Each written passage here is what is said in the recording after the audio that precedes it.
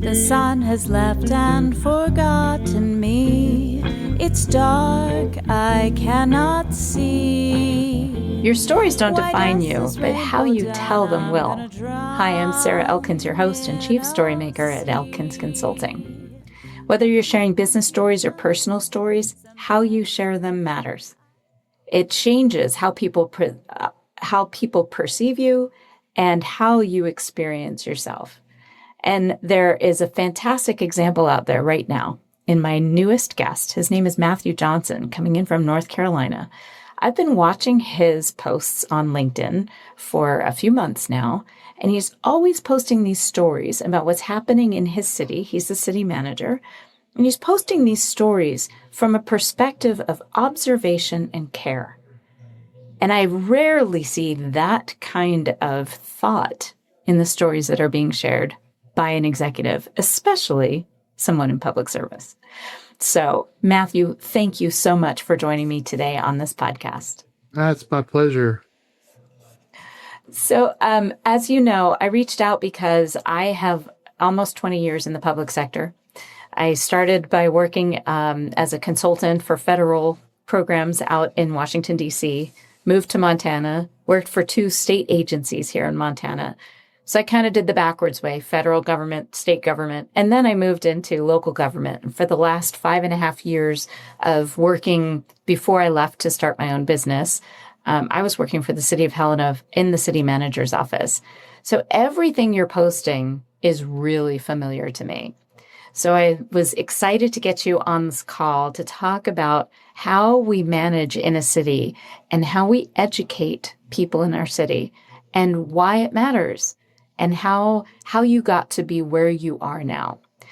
But first, I would love to ask you the question I always ask my guests. Do you have something you could share about yourself that most people don't know about you? Something that wouldn't be found on your LinkedIn profile or a biography or resume? Sure. I'm a 4th-generation private.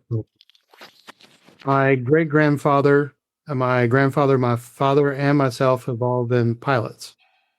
So it's not something that comes up too frequently, but it's something I'm proud of. And I've always enjoyed just being able to get up in the sky and get away from the things on the ground every once in a while.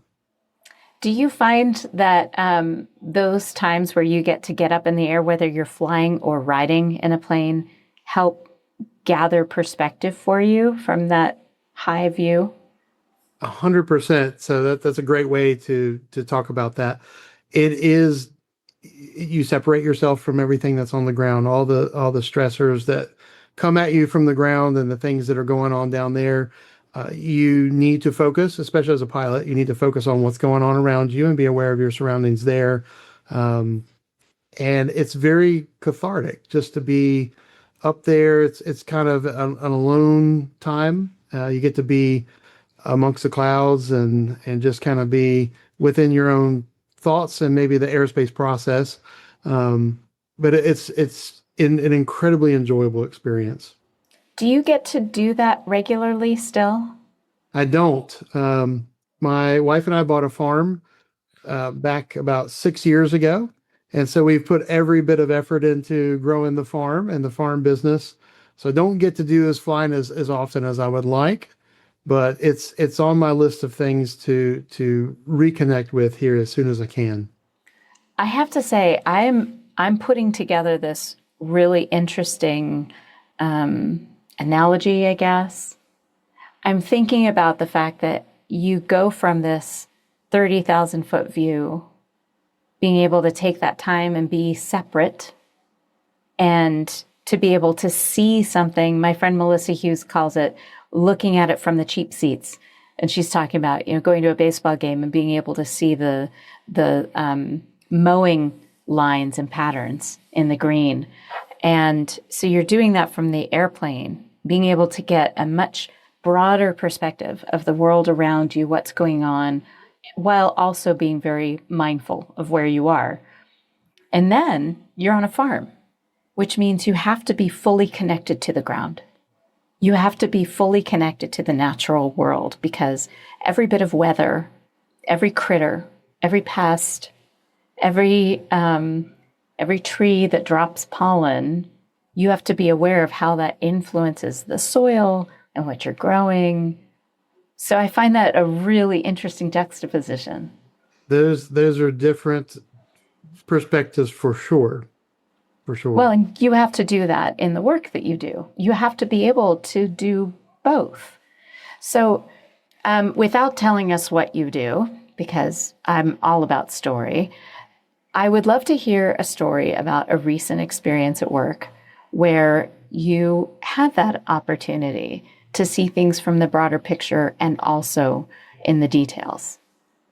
So we had a recent rezoning that was coming before the board. It was fairly controversial, and I could see the no forming amongst the board members, and I tried to keep my perspective broader, and I would ask questions like, what would it take for this to get to yes? What types of things are you looking for? And it was still a no, and we respect that. But still, I went back to my team and I kind of explained to them that it's it's it's not a no to you personally or your work, but to keep that in perspective, this is just a no right now, and so we need to keep that in perspective and keep moving forward. I love that. I think what a lot of people don't know about local governments is that fine line. Because I can tell you, when I worked with federal agencies, I understood my impact on the general public, but I wasn't seeing it face to face. And then even when I worked with the state, I rarely had interactions with the direct people that I was serving. But at the city, every single day, I am working with people that I am directly providing services for. So when you think about that opportunity to facilitate the conversation between, in our city, it's commissioners, in your city, it's a board, and you're the city manager for it, which means basically, for our listeners, a city manager is like the CEO of a large corporation with 15 or 20 different businesses, sometimes completely unrelated businesses that you have to manage. So you have to know a little bit about a lot of different things, and you have to hire exactly the right people and trust them for their expertise. So, Matthew, when you're talking about that relationship between the city employees and the board, tell me who influenced you or how you kind of got to this point where you realized that is your sweet spot, is being that facilitator of those conversations. So that was the best explanation for a city manager I've ever heard. Oh, thank you. Fantastic. Uh, I got to this position in sort of an unorthodox manner. I went to school originally for forestry, and I worked in the forestry industry, in the urban forestry industry for a few years, and I decided to go back to school. And the vehicle to do that was a local government that I started working for had a tuition assistance program, and I was interested in going back and getting my master's degree. So I thought that I wanted to do GIS work and be at the computer all day long, and decided very quickly that I wasn't as interested in that as I thought, but I was very interested in urban planning. And I thought this is a fantastic way to have some input over how our community grows and the way it's designed and the way it works. And I was really intrigued with that. And I started working my way up in the planning department in a larger organization. And one of my friends who worked there said there's a job opening for a smaller community nearby. And he said, you'll get a lot of exposure to a lot of different things if you go work there. And I was like, oh, that sounds fun. So I went to work for the smaller municipality. I've been there almost a total of almost 20 years. And I have learned so much about so many things. And I've gotten a chance to be involved in lots of different activities and growth and community development. And it's been fascinating to see that happen over the last 2 decades. It's still a small town, and we still try to maintain our small town character. And doing that in a growing region has been a challenge. So we're trying to balance that. As you said, it's a delicate balance between community character and growth, because both are necessary. So that's how I got interested in becoming as city manager. I've been city manager for almost a little over 4 years now, and it's been a fantastic experience.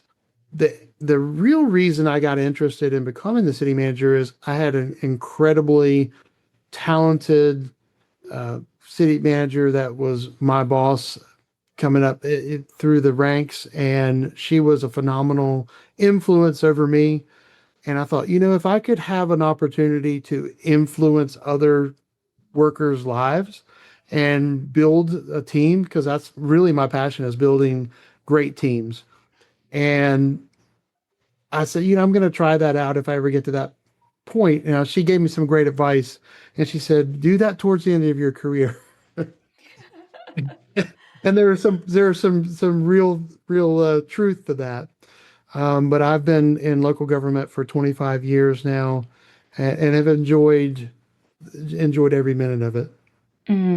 I love that because it definitely reminds me of what I loved about working for a small local government. Partly that being exposed to so many different things, because you have to wear a lot of different hats. There aren't any specialists necessarily when you're working in a small place like that. So you have to learn a lot of different things. The other thing I loved about this whole conversation is that we're back to that view of the being able to see the big picture in city planning while still paying attention to the details and the impacts, evaluating the impacts on individuals in that detailed level. So when you think about that, the woman that you admire so much, and who influenced you so strongly to get into this work, what was one interaction or situation that you saw her thrive? I'm thinking particularly, I'll give you a quick example of my boss and I, when he was the city manager, and there were times where I really didn't agree with how he was making decisions. There were times where I was really disappointed. And yet, I'll never forget a meeting where our mayor and commissioners were discussing the budget, and they were talking about the salary matrix and how to manage this, and can we do a COLA this year, and all that stuff, the cost of living increase. And there were two commissioners that seemed to be talking about the salaries as if no one was affected by them. And they were basically saying that we couldn't sustain the current salary matrix. And it sounded to everyone in that room who worked for the city like they were saying we made too much money. And that our salary should be assessed according to other city salaries across the state, rather than being assessed with the local community here in the state capital. And all of us around the table we're getting so angry and hurt that they clearly don't understand what we're putting out there. And my boss was getting more and more angry, and I could see him. He starts to flush, and this guy did not like conflict. So he would stand back whenever he could stand back. But this time, he's just getting angrier and angrier, and this conversation is throwing barbs back and forth across the table. And suddenly, he slammed his hand on the desk, and he said, "I am not letting you balance the budget on the backs of my employees." Good for him. And I remember the room just taking like this. And I have never had so much respect for somebody that I worked directly for than in that moment of him standing up the way that he did. So I guess the question would have been, do I remember an instance? And it's very similar. Her name was Cookie, or her real name is Catherine, but she goes by Cookie. Everybody calls her Cookie. And she was very similar. She was in a position that she could leave if she wanted to. You know, she was towards the end of her tenure, end of her career. And quite frankly, the organization needed her more than she needed the job. And I watched the way that she led, and she led with an incredible amount of integrity, and she was fierce in just protecting her staff. And that was an incredible lesson for me to learn. And I will never forget, she made this statement. She said, you need to treat your staff like they're volunteers, as if they were volunteering to come to work every day. And that resonated with me. And I try really, really hard to emulate those lessons that she taught me. And she made her decisions based on what she thought was right for the organization and her staff and for the community. And she made recommendations without any fear. And if the board voted to go a different direction, she would execute the decision of the board out of respect for the board. But she was on record for saying how she felt. Um, Interestingly enough, they almost always went with her recommendations because she was a phenomenally intelligent woman. And so, and still is, she's still around with us. But I try to lead like she led. I try to make sure that I tell the truth. I lead with integrity, and I'm not afraid to have a disagreement. I feel like disagreement's a pathway towards some sort of resolution. So I work really hard to make the disagreement be a lot more effective. I try to be effective in that disagreement to reach some sort of conclusion, for better or worse. That makes so much sense. And I love that you had somebody that you could admire and respect and influence you to be the kind of leader you are now. And listeners, if you get a chance to follow Matthew Johnson on LinkedIn, the link will be in the show notes associated with this podcast episode. Follow him and watch the content that comes through, because in my experience, when you treat people that way and stand up to them or stand up for them, they will put all of their love and effort into their job. This is not a matter of not having expectations of your people. It's a matter of treating them respectfully and knowing that what they're doing matters and making sure they know that. And I'm curious about maybe a specific incident where people showed up, your employee showed up for you because you treat them that way. And they showed up for their community, not just you, but how they show up for their community because they're treated respectfully by their boss and their commissioners or board. So I believe we have an incredible team, first of all. So our team is incredibly intelligent, very capable. They know their jobs, they execute them well. They have the community's best interests at heart. So I don't really have to manage them. I just let them do their jobs. I had a very similar situation, it's been a couple of years ago, where a board member had come into a briefing with us, and we were facing a tax increase. So that was a very difficult conversation to have. They understandably didn't want to go up on taxes, but for us to be fiscally responsible, it was something we were going to have to do. And they kept telling me, well, other municipalities in our area were not going up on taxes.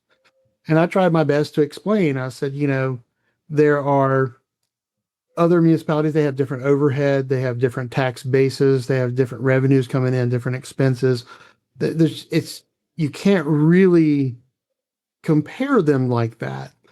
And she got very animated and just started being sort of loud it was myself, finance director, and the assistant manager, who is a fantastic lady in her own right.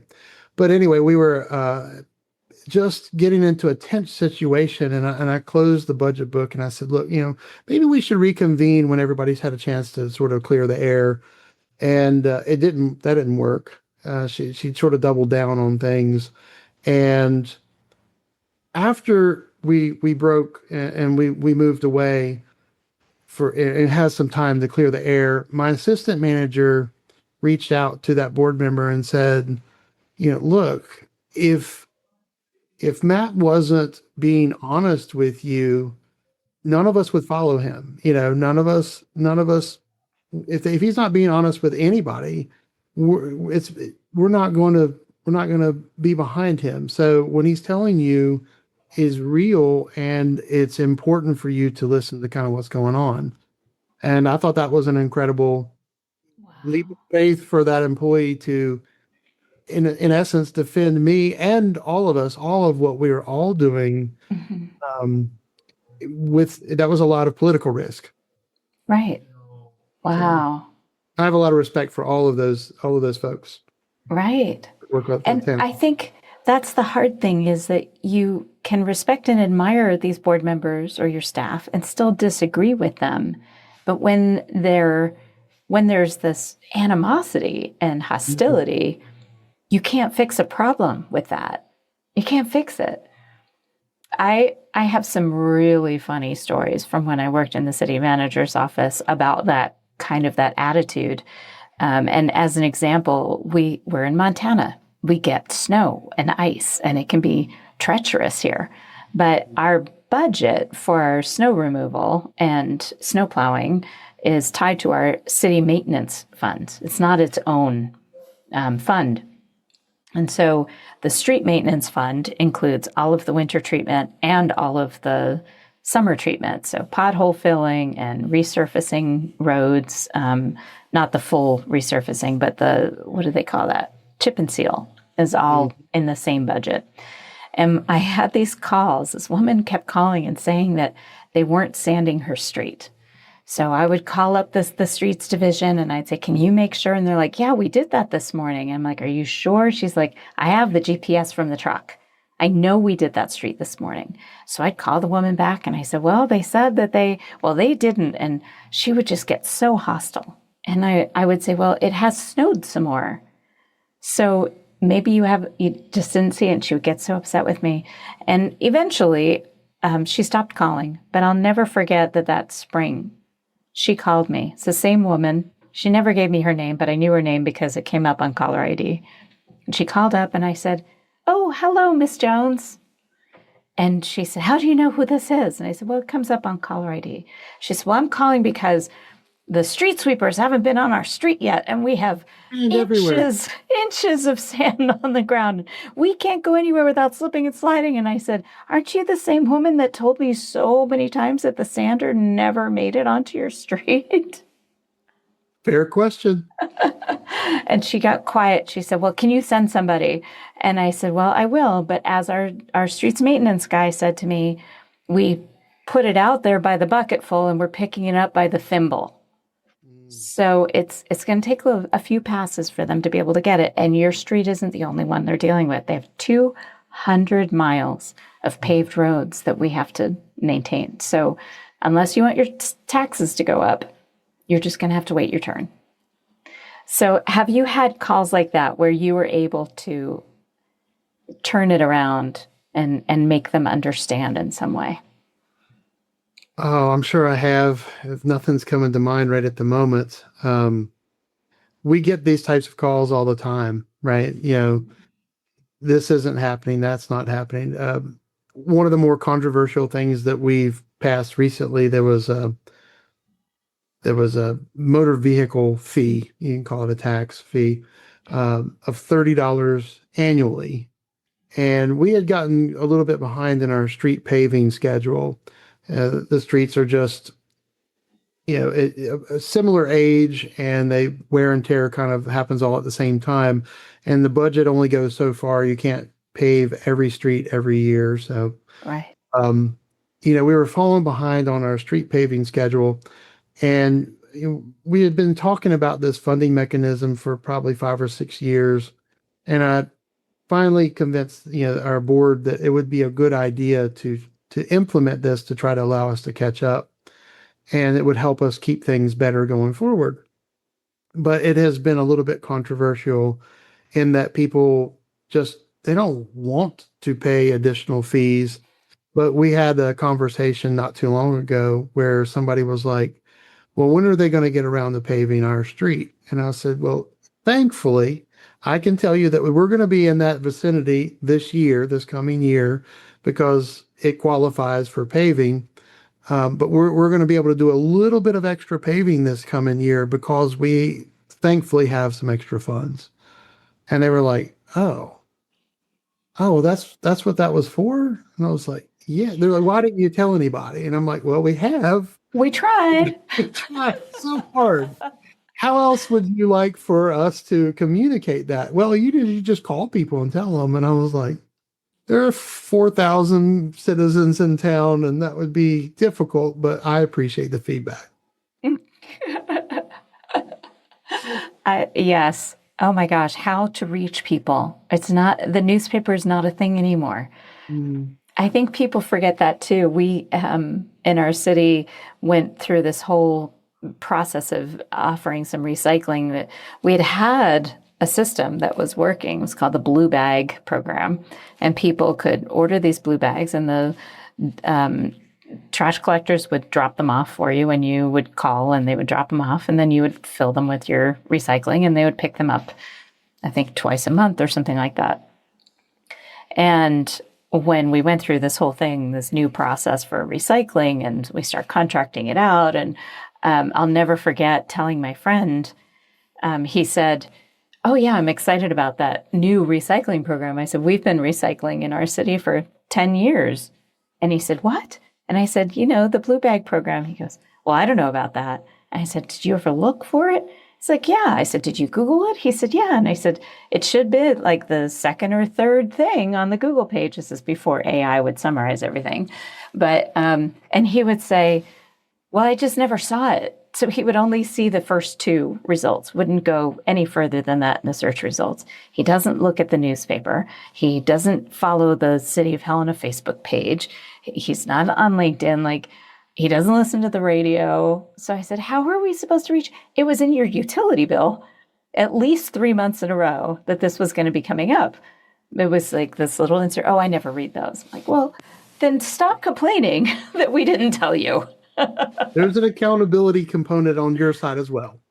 There is. So one of the things that happened early on when I was the public information officer for my city was I proposed having these public gatherings once a month at the Lewis and Clark Library to talk about certain basic services that the city offers. And I heard from some of the directors, well, people don't want to know these things. And my answer was, they do want to know, they just don't know what questions to ask.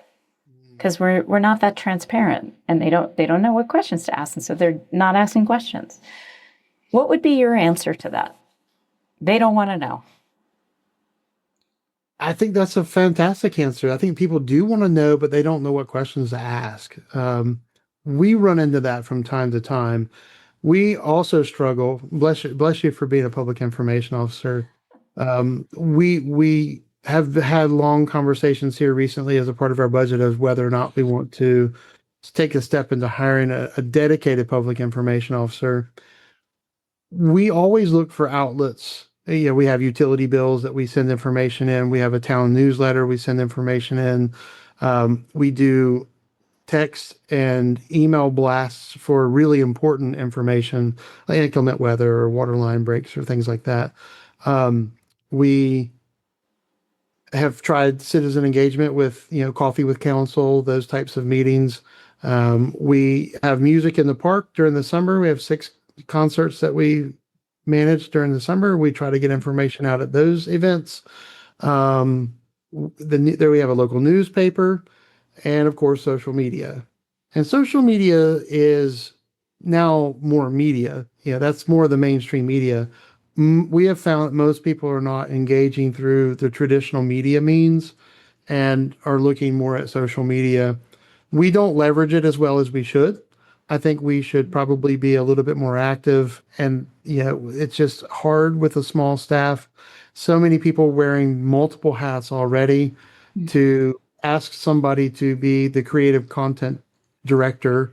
Right. There are so many municipalities that do such a great job. I have become friends with a number of folks, especially on LinkedIn, that are doing phenomenal work. And there's a gentleman named Sam Tolles. Are you familiar with Sam? No. He was a creative director, vice president, and marketing guru at MGM, Vimeo, Bleacher Report, some really big companies. And he found himself on city council. And he found out that people were just getting hammered on social media and local government. And he was like, hey, let me help you out. And so in his retirement, he has started a business and he travels around helping municipalities better leverage their presence on social media. So we're looking at options there as well. But you're exactly right. People don't always know exactly what questions to ask to even begin to find the answers that they're looking for. So Right. we're trying to maybe anticipate what those questions would be and then put those in places that people can find answers to them. One of the other outlets that we've done here recently over the last couple of years, we've at the beginning of every one of our board meetings, we run about a 2-minute video and we highlight what's going on in our community. One of the things that we're working on right now is a video to help people understand where their water comes from and what we do to treat it. So I love that. I actually produced a video like that when I first started with our city because we were doing fuel reductions in the watershed area around our town. And it was really fun. We started with where does your water come from question, like the Jay Leno jaywalkers.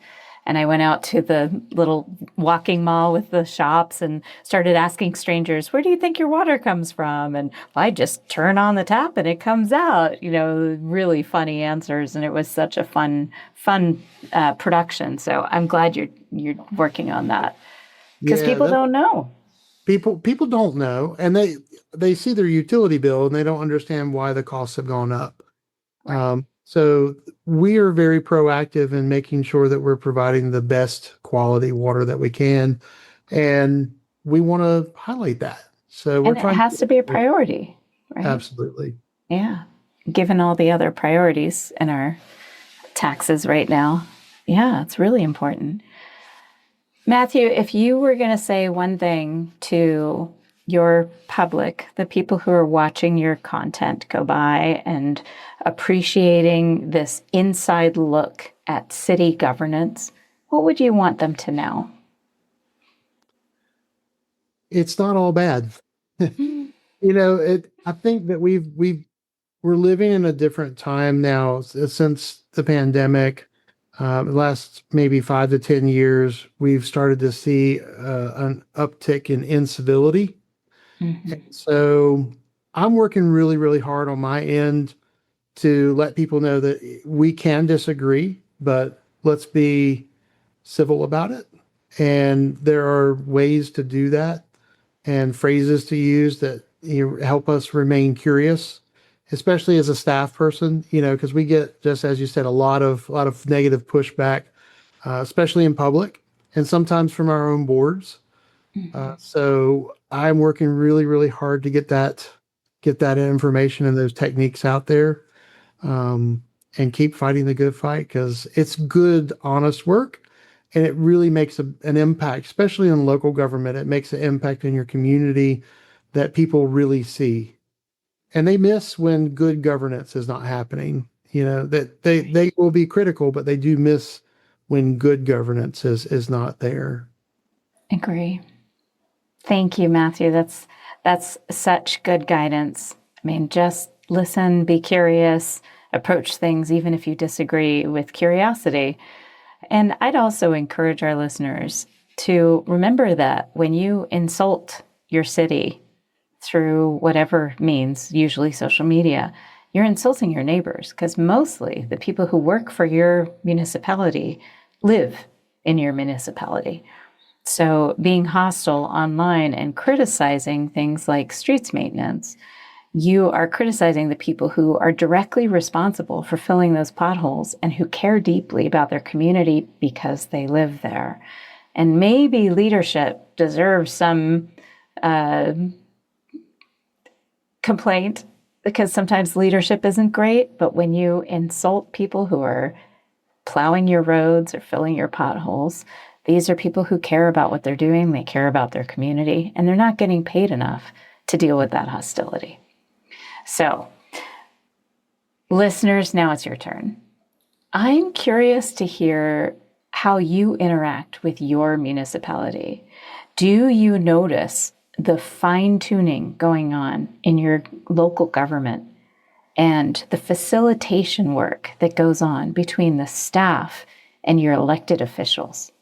Are you even paying attention to this? Because it matters. You may not have a lot of control over statewide or national government agencies and issues, but in your little community, even a big community, you have something to contribute. Matthew, thank you so much for joining me today, and your stories don't define you, how you tell them well. Thank you. You'll find that life is still worthwhile if you just smile.